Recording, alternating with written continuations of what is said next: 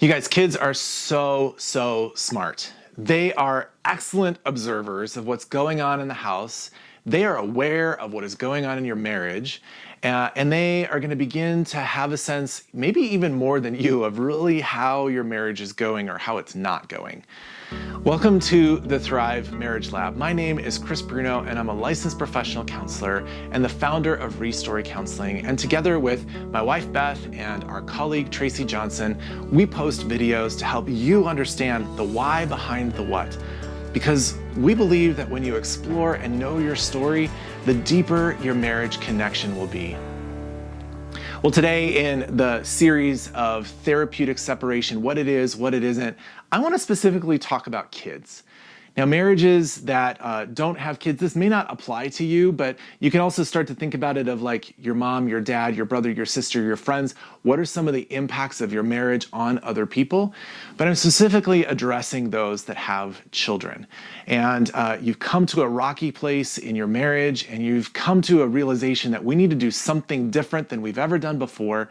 And rather than stepping into a separation, which is just leading you down the path towards divorce, we're going to do something called a therapeutic separation that is guided and led and facilitated by a counselor, but is moving us into doing some very specific work in my life, in your life, and in the life of our marriage, the work that is focused on during this time of space, during this time of separation.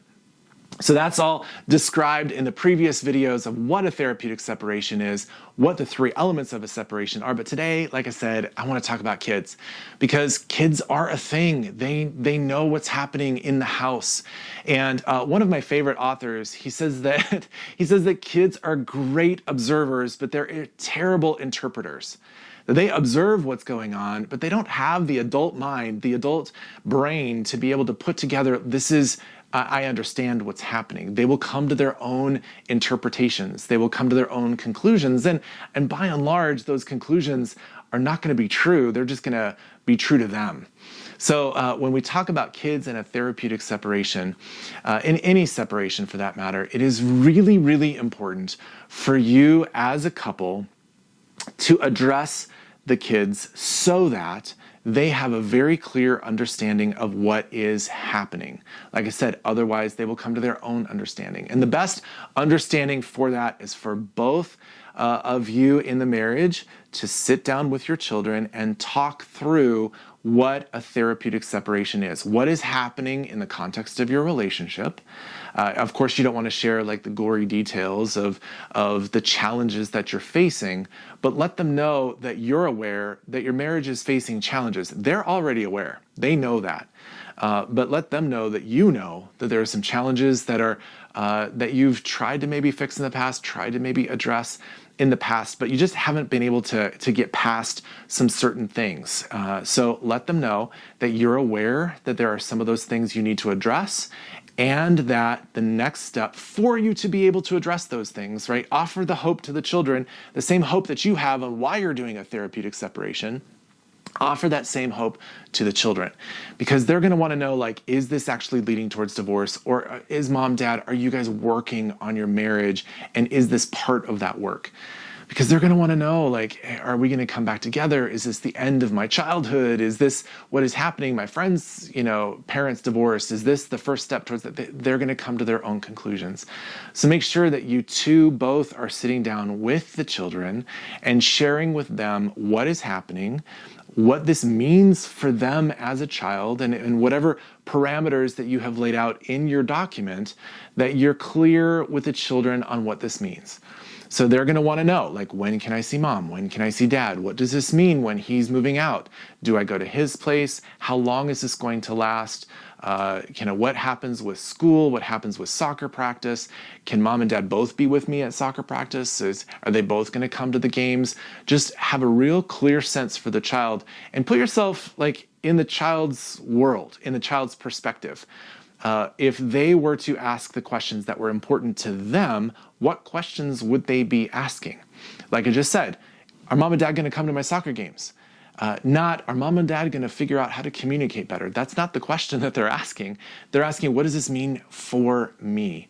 So be sure as you are walking through this conversation with your children, you've put yourself in their shoes so that you can answer their questions. So make sure that it's all really clear, both for you, both spouses, as well as the kids. And then the final thing I would say is let them know what the progress points are going to be. Let them know that, hey, mom and dad are going to have a once a week date, or in 30 days, we're going to have another conversation to see how things are progressing in the work that we're doing. And then after 60 days, but then at 90 days, we know that some things have to have happened,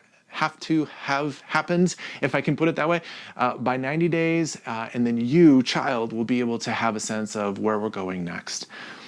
Finally, I said finally already, but I have one more thing I want to say, and that is that as the time is progressing, it will be important for your children to know what is actually progressing and to hear from both of you again. Because I think it's easy when we triangulate our children and kind of get them to be allies on one side or the other, that they feel like they're kind of a ping pong between the two. But making sure that your children know that in a therapeutic separation, the two of you are working hard. Even if you're not working hard together, you're working hard individually together so that you can move this forward. Let them know what is happening. Dad's been going to counseling and he's gone 4 times in the last month, and mom's doing this with her therapist, and this is what we're doing in our marriage therapist, and those things are moving forward. Give them a sense of how it's going, because they're going to wonder. And then again, they're going to start to fill in their own thoughts and interpretations along the way. And you, as the parents, want to make sure that you're giving them the accurate information on what is happening and not just letting their imagination kind of run wild.